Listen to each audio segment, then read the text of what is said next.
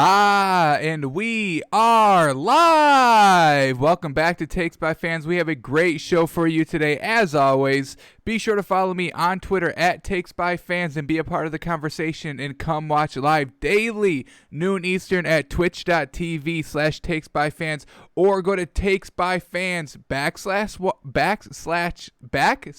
watch. And whenever we are live on the site. Look at us live. Look at us go. So however you decide to watch, just make sure you're watching for all your daily sports content. Alrighty. Today, it's going to be a little bit of a shorter show. We're going to cover the NBA Finals game last night. We'll update our cash and trash list based off of that game. And we'll have a moneymaker for college today. But there's really nothing that we really missed throughout the week. Usually Saturday, kind of like a makeup show, whatever we couldn't really squeeze in during the main week of shows, we kind of hold off till Saturday. But there was really no extra games I wanted to study on our film review on Wednesdays that we didn't get to. I think we got to everything. So we'll go over the Lakers game last night, and it might be a little bit of a shorter show, but we will be back tomorrow with our final thoughts and just everything, get it all out there right before the NFL games to get everything, on the record with what we've been saying throughout the week, get our final thoughts all collected together in a short, compact little episode. So we'll be back tomorrow, no worries. And, we're still here right now. So let's get right into it. We have to update the COVID situation because, once again, we've had a pretty good day. I mean, it's really like Wednesdays are bad days of the week for COVID news. Everything breaks. There's a player here. There's maybe two here, one player over there. But really, other than that, we're getting good news really every day. Teams are constantly testing negative. So here we go. Titans, Patriots. They can reopen their facilities today. The Patriots have already been practicing today. So another round of negative tests on Friday. So Titans, Patriots, all good to go. Titans, Bills still on for Tuesday. That's looking to go off without a hitch. Patriots back in practicing. Yeah, no Cam Newton. Yeah, no Stephon Gilmore, but they're still playing as a team, and they're still going to be playing on Sunday. So very, very good news here once again. I see, everybody on Twitter is such like a Debbie Downer all the time. It's like, oh my God, one person with COVID, cancel the season. I knew this would happen. We shouldn't have a season. Anyway, can we all relax just a little bit, please? We're getting good news, kind of more good news than bad news, through these last 2 weeks. Yes, the Wednesdays have sucked. Yes, the Titans have to make up a game sometime against the Steelers, but they're going to play the Bills game on Tuesday. The Bills Thursday night game is getting pushed back till Saturday. So this is real good news, folks. We're not having, so many games canceled and, makeup games all the time. We're getting games, 2 days off schedule of when they should be played, so that's not bad. Let's all relax. The season is so far kind of going off without a hitch. Yeah, the Titans had a breakout, but that was because of an unauthorized practice after they got shut down for COVID, so that's really their own fault. But the other clubs have really seemed to be taking it so seriously and not letting it spread. So very good news here. Titans, Patriots open their facilities because for a second day in a row, you need 2 consecutive days with negative tests. Today was the second day. Patriots opening, Titans opening, getting ready for the games. Patriots Sunday, Titans on Tuesday. So good news there. And more good news. Remember the Jets yesterday? They had that positive test come back, but once a positive test is there, they retest it to make sure it wasn't a false positive, but it was a false positive for the Jets player. So they're good. The Cardinals boarded the plane, I believe, at like 6 o'clock last night to go to New York for their game. Jets, Cardinals in New York. So they're all good to go there. Once again, more good news. Not freaking out over the, that test, that positive test. Let's retest it again, make sure it's not a false positive, and that we can go from there. It is a false positive. We've seen, I think we've had 2 false positives, the Jets, and there was one team last week that had one. I can't remember off the top of my head. I'm thinking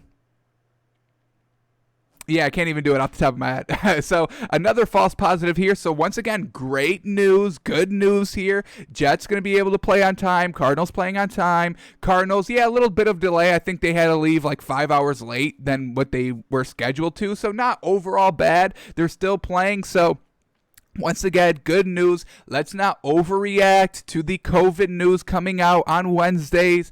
It seems to be working itself out. The NFL is not canceling games because only one player got the COVID. You know, it really needs to be an outbreak like we've been seeing in Tennessee. That's why they had to reschedule that Steelers game. But, you know, if one player, Cam Newton's out, they don't care. Patriots are still playing. The Jets probably would have still played this game, even if this Jets player did have COVID, as long as the other test came back negative of the team, you know, citing that there's not an outbreak. So we're getting good news here, folks. The sky is not falling. The season should not be canceled. The season is going as good as we could hope at this point. Knock on wood. We don't need it to get any worse.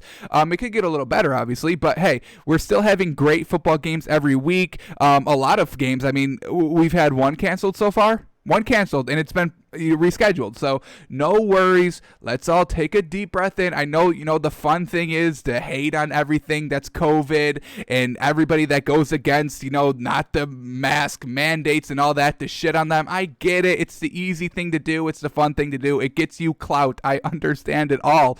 But this NFL season is actually kind of going off good these first 5 weeks. So I love it. And we're getting good news. Every time bad news occurs, we get kind of a lot of good news to kind of make up for it. So let's all relax, folks. Yeah, that's it. That's really all the COVID news for today. You know, we'll be back tomorrow. Hopefully nothing's right before games. So we're all looking good for Sunday's kickoffs. But, oh my goodness, did y'all know that there was NBA Finals on last night? And did y'all know that was probably one of the best games I've ever seen in my entire life? Oh my God, right down to the wire. Two big players, LeBron, Jimmy Butler, just battling and dueling, giving it all they got because it's the finals. So why wouldn't you empty the tank every single game? And that's exactly what we got last night. Jimmy Butler playing every minute, 47 out of the 48. He didn't play for 45 seconds, folks. The man has heart, and it really it really kind of elevated the team over the Lakers by 3 points. I mean, this game was close. It was real back and forth the entire time. And LeBron James, and monstrous game. Just unfortunately, once again, the supporting cast of the Lakers lets down LeBron again. I mean, this is the narrative about LeBron his entire career. He has just not had anybody solid. I mean, if we're talking about like Steph Curry, he's always automatic, and he has Clay, who's always automatic. So, I mean, this LeBron James in the finals, I mean, these losses really aren't his fault. The man, he went for... How many did he go for? I know it wasn't 40. Yeah, it was 40. It was 40 on 72%, folks. 40 points on 72%, and they lose by 3. You got to watch it. If you did not watch it last night, lucky for you, we've got the highlights here, and we'll break it all down. So here we go. We're going to start it from the first quarter. LeBron James getting in the zone, the classic chalk toss, getting ready. Jimmy Butler's like, hey, Tyler Hero, I need a big game from you. If they go there, that's what you do. And he kind of took the advice because he had a pretty good game himself. So here we go. Lakers up 1. LeBron James, Anthony Davis, the lob, the finish. You love to see it. A little bit of a rim grazer there, but Anthony Davis is strong enough to push it past the rim into the opening of the basket. So that goes. But Kyle Kuzma missing threes, classic. I mean, we know we can't count on Kuzma and Danny Green, and we definitely can't count on Danny Green because I'll wait till I explode on Danny Green. But this was the big moment here. Anthony Davis, first quarter still, going down with what appeared to be an Achilles injury. Here it is, trying to rebound because Kyle Kuzma can't hit the 3, and he gets Anthony Davis injured. Luckily, he returned to the floor, but look at this man hobbling, grabbing that Achilles. Look at this sign. I mean, I live tweeted. I'll show it in a second, but look at this man's literally holding on his foot. He's holding up his foot. I thought the Achilles was torn. It was ripped. It was done. Anthony Davis would be out of the finals. There was another shot where you could see him mouth. It looked like Achilles. So I took to Twitter after I saw that because I was worried. I was real worried. LeBron without Anthony Davis. I don't know if he can do it all by himself against this high-powered Heat team. He just said Achilles. Oh, plus he has to hold up his own foot, which it looked like on this replay. I mean, this man is literally holding up his foot, holding that Achilles together. I thought he had to hold his foot together to his leg or it would fall off. But the little bit dramatic there by Anthony Davis. Okay, he comes back in a little bit later. And he's back good for the whole game. But with Anthony Davis out, there's no Anthony Davis on the floor. He has not returned yet. Miami goes on a big run. I mean, this Lakers team without Anthony Davis was looking like those 07-08 Cavs finals teams without, the pre-Kyrie Irving Cavs team. Just absolute garbage led by LeBron James. I mean, LeBron James playing with absolute scrubs. So now Anthony Davis back in the game. Lead is up to 8 for Miami. But with Anthony Davis back in this lineup, I mean, the Lakers are going to get right back on their bullshit that they were in the first quarter before he got injured. LeBron's hitting from 3, cash out. When LeBron hits from 3, that's a dangerous sign because he's feeling it. He knows he can go inside. He knows he can take the 3 whenever he wants. He goes inside there, cutting this lead down a little bit. Anthony Davis there with the nice little rebound. Give it to LeBron. And he finishes at the rim. Y'all know what this man does. Come on, don't disrespect the GOAT like that. Don't disrespect the king. So the Lakers cut it within 1 here, but Jimmy Butler, huge game from him as well, extends the lead up to 4 right before halftime, and you got to bring out the finger guns when you're hitting a buzzer beater 3, kind of. So well done there. Start of the third quarter, LeBron James, he's still feeling it from 3, 6 of 9 from 3. Absolutely fantastic. Closeout game, the man knows what he needs to do, and the man did exactly what he needed to do. Unfortunately, he doesn't get a lot of help from his supporting cast. Dwight Howard, large foul there. He ended up getting a technical for that. Really just slammed Jimmy Butler right in the head, not even close to being blocked. Kyle Kuzma, 3? No, why would Kyle Kuzma ever hit a 3? But then it's LeBron James there with the bailout, gets the rebound, gives it back to Kyle Kuzma. Kyle Kuzma hits a layup to build his confidence a little bit, although it didn't help because he still cannot hit the 3s. And then he goes and fouls Duncan Robinson for a 4-point play. What are we doing? You can't hit 3s. You're a defensive liability. Why the heck are you out there losing the game for your squad single-handedly? Kyle Kuzma, unfortunate. But then LeBron, he's like, hey, fourth quarter, it's time to put it up, baby. Dunk there, dish out to KCP. What a great game by him. Thank you. Somebody could be consistent for the squad. He's having a terrific series here. If the Lakers lose, it's definitely not LeBron's, Anthony Davis, or KCP's fault. Now we have to start looking at those other pieces, a la Dunk or Danny Green or Kyle Kuzma. Take your pick. I'll say both of them. I don't care. They're both absolute garbage. But here we go. Lakers up 1 now, but it's Duncan Robinson. What a huge game from him. We have not seen him put up these type of points in this series. We've seen him do it in the playoffs against the Bucks, against the Bucks, the Celtics, and the Indiana Pacers. But we have not seen this man really explode in the series. I think the most he scored against the Lakers in the series is maybe 15. He's been a little light on the scoring, but this man, he really broke out this game, helping the Heat overcome this 3-1 deficit so far. And then we get Jimmy Butler. Tie game goes up 2, and now this is when we get the battle between Jimmy Butler and LeBron James, the final 2 minutes of the game. Tie game. Go to your best players. Closeout game for the Lakers. Must-win game for the Heat. Heat rock with Jimmy Butler. Lakers rock with LeBron James, and we get a game right down to the wire. So let's resume it right here. Tied at 101. We get the Jimmy Butler mid-range jumper over Anthony Davis. Absolutely fantastic. He up 2, but LeBron says, anything you can do, I can do better. Drives to the rim, absorbs all the contact, puts up the muscles. Yes, sir. Talk your shit, young fella. Lakers up 1 now. Jimmy Butler, the step back over Markieff Morris. That man was absolute garbage this entire game. No points, 22 minutes. Absolutely pathetic. I think he had 1 rebound. Got shot over by Jimmy Butler there. Now the Heat back up 1.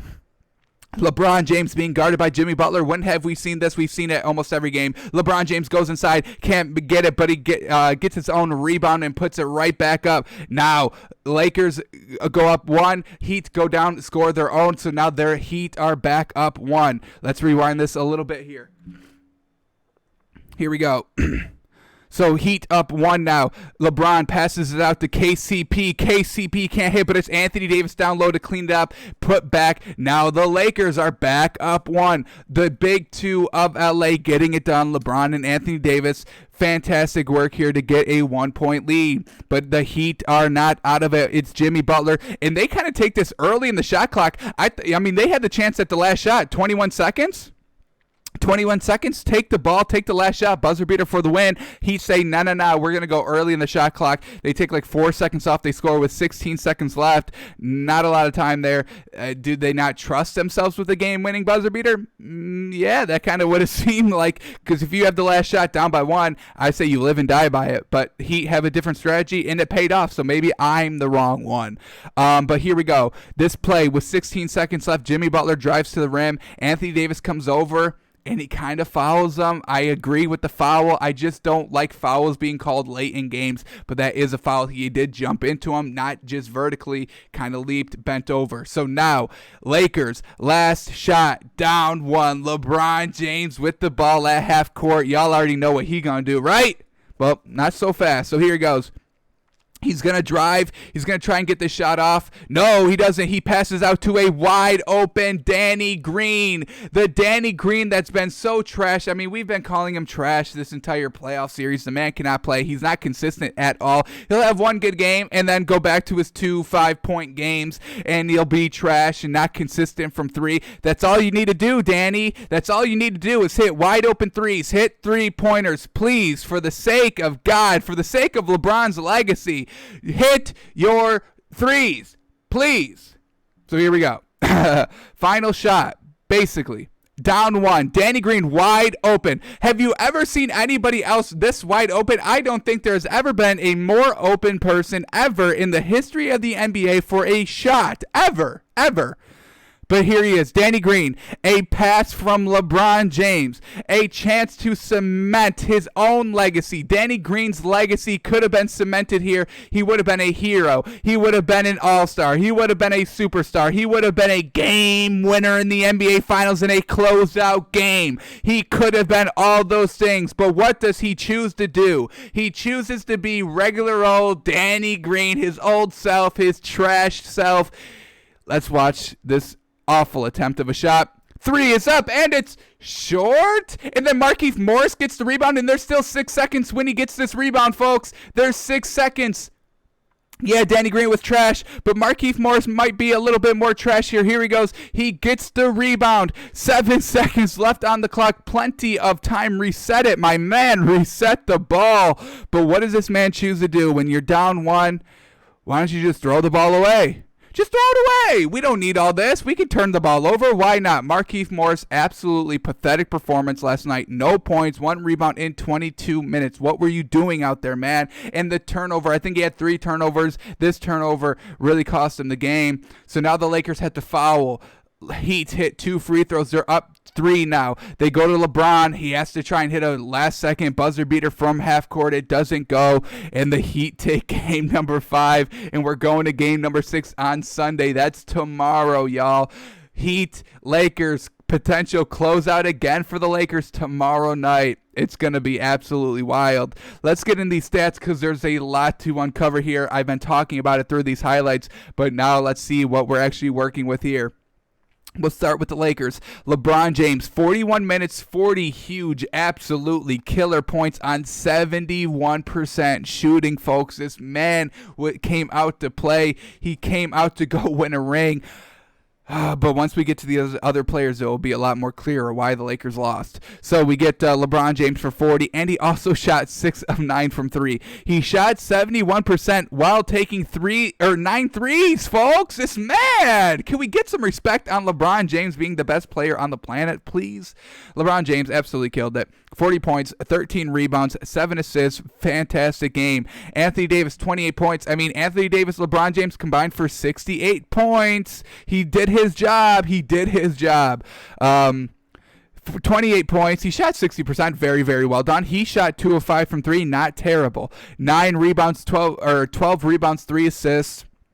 Doing classic Anthony Davis things. Look at LeBron James and Anthony Davis combining for 68 points and combining for 25 rebounds. Y'all, on like 65% combined. Absolutely magnificent. What else would you expect from this duo of unselfish superstars and GOATs, right?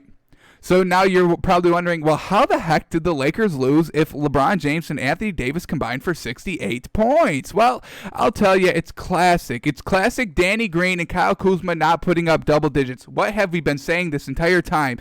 If you're not LeBron James and Anthony Davis, you need to get at least 10 plus points. At least 10 for them to have a shot. What do these players not do? They not get 10. Kentavious Caldwell-Pope, absolutely great game. Again, he's been having a great series. We can't knock this man at all. 16 points. He shot 40%. Not great, but hey, that's still pretty good. 3 rebounds, 2 assists. That's not what we're looking for by him. We're looking for those points, and he put up 16 doing his job. Danny Green, 8 points, potential chance with that buzzer beater. That would have gave him 3. That would have put him up by 11. That would have gave him double-digit points. That would have given the Lakers the win. Do you follow this, folks? I'm telling y'all what we need individually from these players for these teams to win, and when they don't happen, they don't win. I don't know what else to tell you. We've been talking basketball here every day for the past 3 months. We know how teams win. We know what teams need to do to be successful, and Danny Green only putting up 8. Absolute trash, having a wide open 3-pointer for the win, and you blow it awfully, very, very short. Markieff Morris gets the rebound. Now let's look at this man. 22 minutes, no points, 1 rebound, 3 turnovers. What the hell were you doing? What were you doing out there? Come on, Markieff Morris. You had a great game number, what was it, 2? You had a great game 2 when you put up like 19 points with Kyle Kuzma, and then you go and show this goose egg here. No points in 22 minutes. Unexcusable. Rondo, decent game, I guess. Not really. 4 points. He was a minus 13, kind of a defensive liability. When have we ever said that about Rondo? Never. So not a great game defensively by him. 4 points. The 5 assists is kind of on par. The 5 rebounds kind of on par as well. Kyle Kuzma, though, I mean, he shot 30%, 0-4 from 3, 7 points. He hits that 3. He gets up to 10 points. The Lakers lose by 3 points, so they end up tying with that if Kyle Kuzma can hit a 3, and then we go into overtime, and who knows what happens. But the main story is Danny Green is trash, or Danny Green and Kyle Kuzma are so unreliable they can't even hit wide open 3s. One for the game, your legacy, and you can't hit it? Your legacy, your dynasty, your name in lights in a close-out buzzer beater walk-off 3, and you miss it. Danny Green, man. I can't get over it because he's so trash. I was in disbelief watching it live. I was in disbelief that he missed it. It was wide open. It's a pass from LeBron. It wasn't a great pass, but he was driving. He was getting double teamed, and he just had to throw it out. It still got there. He still corralled it. He still had about 4 seconds before anybody even close to him could even close out, and he shorts it right off the front of the rim. Trash. And then Markieff Morris throws the ball away.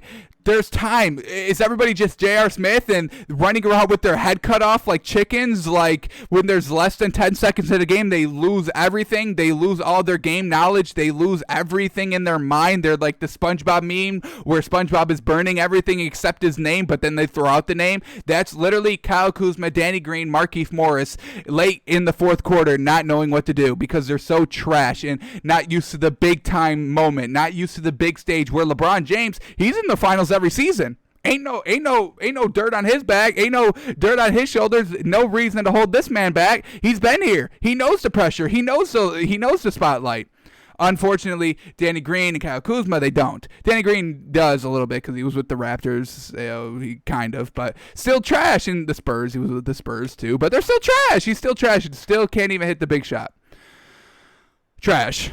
All right, let's go to Miami. So I can't even look at Danny Green or Kyle Kuzma's or Markieff Morris's name. Honestly, I can't. It makes me sick because what they did to LeBron James last night, postponing his legacy, letting Miami get kind of back into the series. Now they're down 3-2. I mean, we've seen the Denver Nuggets come back 3-1 twice. Why can't the Miami Heat do it once, right? All right, so let's give some praise to Miami. They had to go and compete and win this game as well, right? It's not just the Lakers being trash.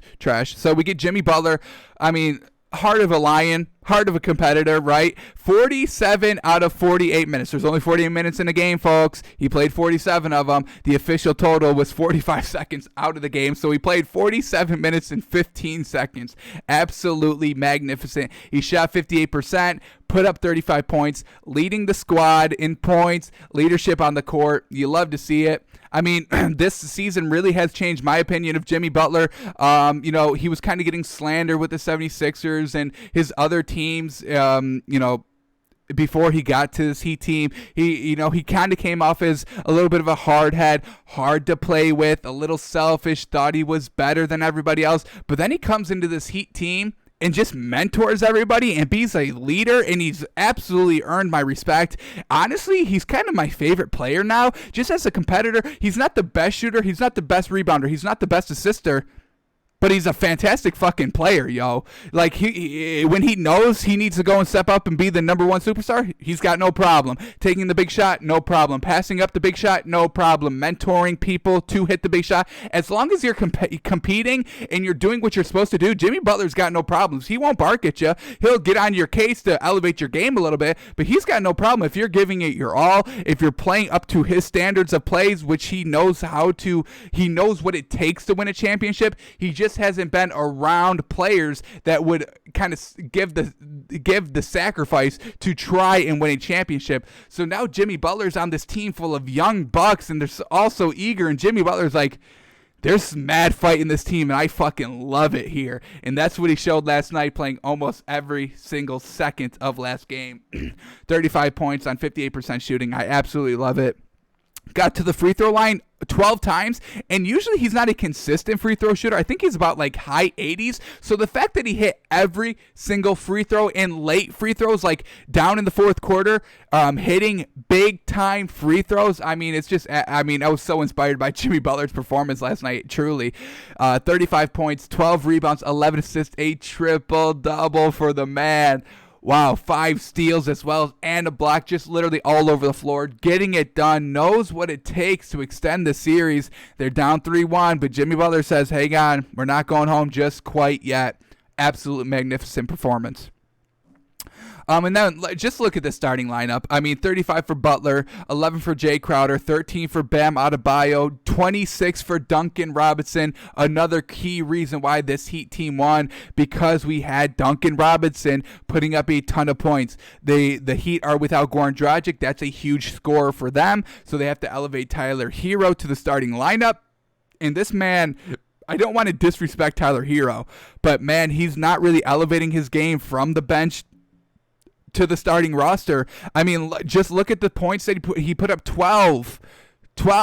He puts up 15 to 17 on the bench, so he did not have a great game. He only took 3 threes in the game, and he made 2 of them, so I will give him that. But the 12 points has got to be more. It's got to be you taking a little bit more shots. I understand that Duncan Robinson was hitting, and Jimmy Butler put up 35, so he really didn't need to go and score the ball a lot. You understand? He didn't go and need to put up the shots, but we have to have, the Heat have already lost 3 games, and it's because Tyler Hero, he's just not elevating his play. I get he's young, and his bench game is absolutely fantastic. I'm not knocking the man. It's just when big time, big situations, you need to elevate your game. I don't care how young you are. I don't care how old you are. If you're starting in the NBA, in the finals, and your team is down 3-1, I want to see you elevate your game a little bit, and Tyler Hero hasn't. I really wish he would. I mean, it would be could you imagine if Tyler Hero elevated his bench game to a starting position? I mean, truly, the points, if the points went from like 17 to 25, we might have one of the best teams in the league, honestly, this Miami Heat team. But Tyler Hero really can't get it done, unfortunately, in the starting position, and you hate to see it. But let's focus on Duncan Robinson. Kind of got away from the point a little bit. 37 huge minutes for him. 26 points. That's what we love to see. He hasn't even put up 20 in this finals yet. So well done to him. He shot 13 threes, and he made 7 of them. So he shot 53% from 3.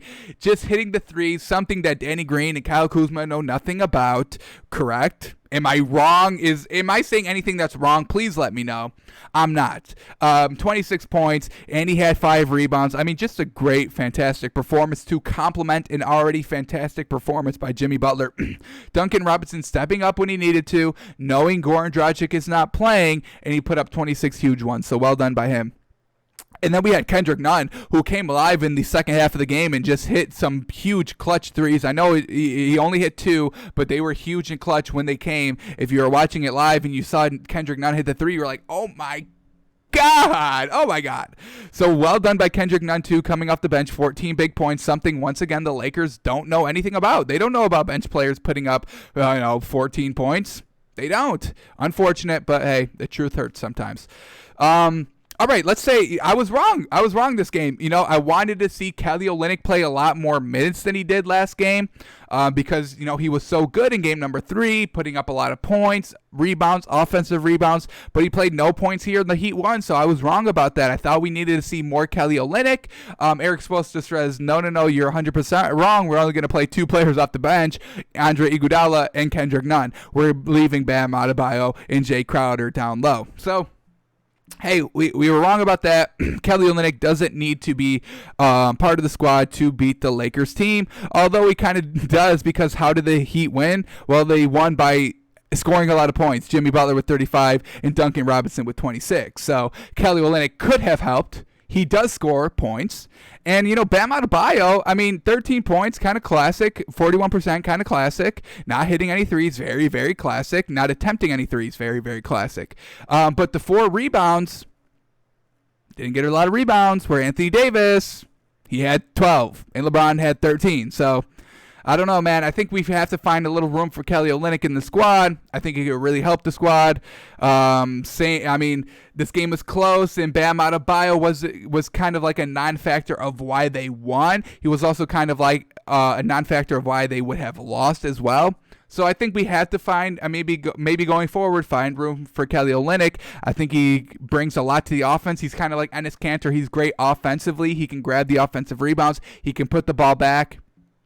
We were seeing games in this Heat Celtics Eastern Conference Finals where Enes Kanter would get in for like 2 minutes and have like 5 points. So he's instant offense off the bench. I think Kelly Olynyk can really thrive in that role. But hey, Eric Spoelstra obviously knows more than me, correct? They won the game not playing Kelly Olynyk, no minutes.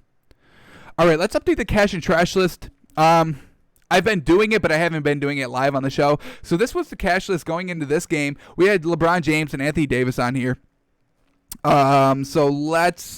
do have to add some people. We are going to leave LeBron James and Anthony Davis on this list. They were the only reasons why the Lakers have a chance to win this game, and they both did very, very well. So going to leave them on, but we have to add some Heat players, and we're going to add 2 of them. The first one, y'all already know what it is. This man needs no introduction. If you're going to play the entire fucking game, I'll give it to you. Absolutely. Well done, Jimmy Butler. Just a magnificent performance, truly. Truly magnificent. So loved everything about it. Jimmy Butler, welcome to the cash list, my man. You definitely deserve it.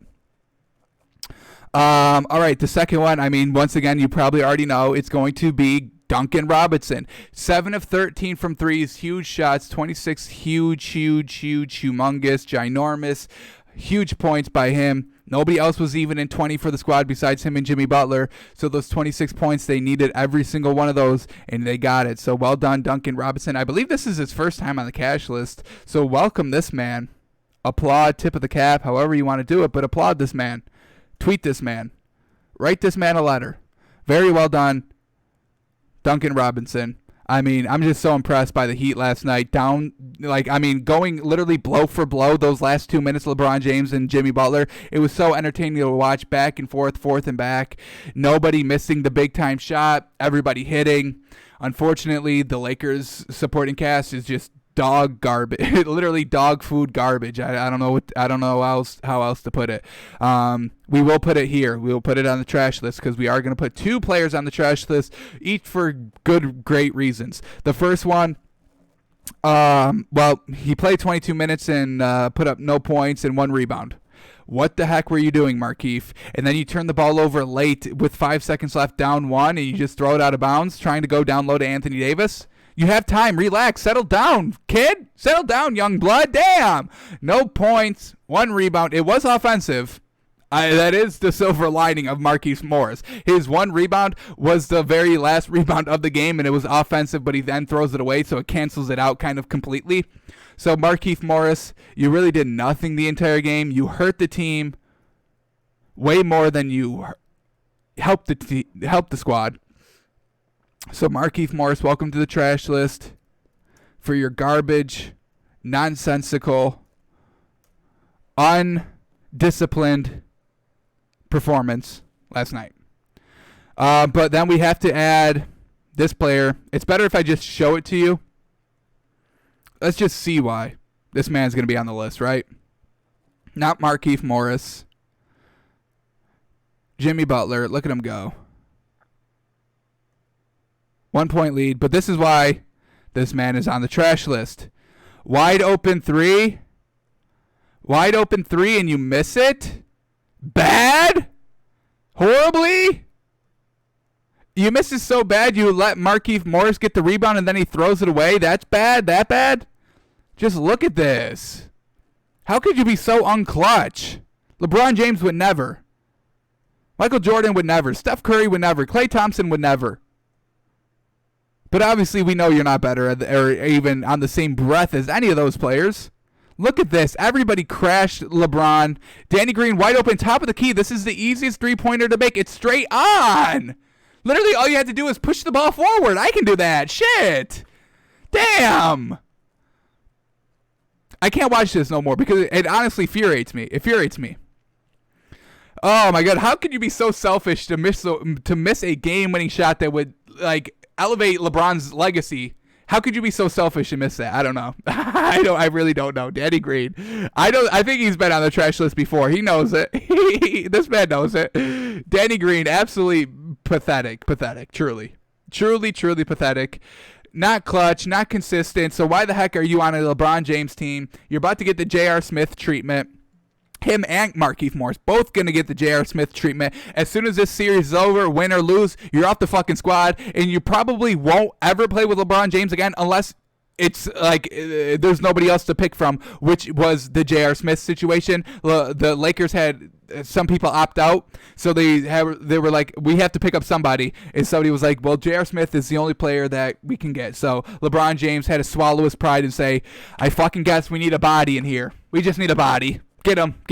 He's not allowed to talk to me. He's not allowed to get in the game. He's not allowed to get in the game in the fourth quarter. He's not allowed to get in the game in the fourth quarter when we're down 1 or up 1. He's not allowed to ever see the court ever in those situations. And Frank Vogel's like, yes, LeBron. Okay, I understand. And that's how we've been seeing J.R. Smith this series. So this is going to update our cash and trash list here. Oh, man. Now we get LeBron. I guess I have to thank Danny Green and Markieff Morris for giving us an extra game of basketball, but really this game would have sufficed. I would have been fine if the Lakers won this game the way that they did, the way that this game ended up playing out, real close, all kind game long. Anthony Davis didn't get injured, so that kind of fixed the game as well. So I guess I thank them a little bit for adding an extra game, but this would have been a great closeout game, a great game 5 to watch in the future. Be like, hey, come watch this closeout game by LeBron and the duel that he had with Jimmy Butler. But now it's just another game, number 5 in the series that really kind of means nothing for the Lakers. But if the Heat come back and win in 7, then this is going to be a pivotal game that we can come back to and watch. But I mean, so long. If LeBron wins in game 6 and we're talking about this finals 15 years down the road, we're not going to point to this game. We'll point to the closeout game 6. This game is going to get a little buried in the history and the legacy of LeBron James, unfortunately, because it's not a closeout game no more. So who cares, right? All right, let's close out the game or close out the show on a moneymaker. There is 2 games I do like tonight on college. And there's a lot of points, so I'll take them. The first one is going to be, where is it? It's here somewhere. Maybe it's not. Oh, it's right here. We're going to take Miami, Florida, plus 15 over Clemson. I think Clemson wins the game, but I'm getting 15 points. In the way that this college football season has kind of been playing out so far, it's been a little all over the place because there's really been no focus this season. COVID, some teams opting out, some conferences opting out, but then they opt in to play. But it's really all conference opponents, so we're not getting any, cool, interconference competition. And there's upsets, and there's teams that haven't even played yet that are in like the top 10 of the power rankings and in the top 25. It's literally a mess. That's why I haven't really been focusing on college football this season, just because it's been so inconsistent. Whereas football, basketball, baseball, hockey, it's clear we're playing, everybody's playing, we've got contingency plans based on if anything happens with COVID. But college football is just like, hey, everybody can do their own thing. And let us know what y'all come up with. It hasn't been great. So Miami, Florida will take the 15 points. That's a lot of points to give up in this college season. We just had that upset. I believe it was Tennessee. Was it Tennessee? Texas maybe? Big upset last week that nobody kind of thought of. So the 15's giving us more kind of a better vibe here to rock with. Plus, it's just a lot of points to give up. I understand it's college, so there is higher scoring. The level of play between squads is definitely higher than in the NFL. But I like the 15, both undefeated clubs. Florida trying to prove themselves, Clemson trying to prove why they're the number one or a top team in the league or in the conference or in the the Power 25. So I like that here, and then I also like another high spread game. Did I pass it? There was two, folks. I know there's two. Oh, yeah. Tennessee plus 11.5 over Georgia. Once again, two undefeated teams looking good. All in the top 15, I believe. I think Texas is like 13 or 12. They might be 7 as well, though. So they're in the top 15. Same thing with Georgia. But, yeah, I mean, same thing. Same reason why I like Florida plus 15. I like Tennessee plus 11.5. I mean, there's a lot of points against tough top teams. I'll take the points and live with whatever the outcome is. I think I'm going to rock with this for the two-teamer today in our moneymaker. Florida plus 15, Tennessee plus 11.5. I'm pretty sure that those are going to hit. Those are great bets to me, in my opinion. Bet them big, and take your family on vacation next week. And then tell your boss to shove it because you hit a moneymaker on Takes by Fans, right? I know y'all are with me. Alrighty, that's going to do it today. A little bit of a shorter show. But there was really, I think we covered everything in NFL through, coming into this week. I mean, I don't think we're going to learn anything from the games that we didn't watch, that we didn't break down and highlight. I maybe break down Joe Burrow, but this was Joe Mixon really setting up everything. I mean, we're talking about Joe Mixon, 34-yard touchdown. Joe Mixon, 23-yard touchdown. So we're not learning a lot from Joe Burrow in this game. We're just seeing the run set up the pass, and I've seen that. I've seen Gardner Minshew do that. I've seen Nick Foles do that. I don't need to see Joe Burrow do that. I'm already impressed by him. So we'll see what he does this week and go deeper dive into him. We already looked at the Browns in Dallas. I mean, they didn't do anything until the fourth quarter when they were down by 40 points. So does it really matter? We already looked at why the Browns won. Saints, Drew Brees got out to a bad start, but then he turns it out and he's classic Drew Brees. Classic. Vikings, I mean, this Texans team, we're going to learn a lot this season, or this week, without Bill O'Brien, so we'll see how they play. And Kirk Cousins, I don't trust him.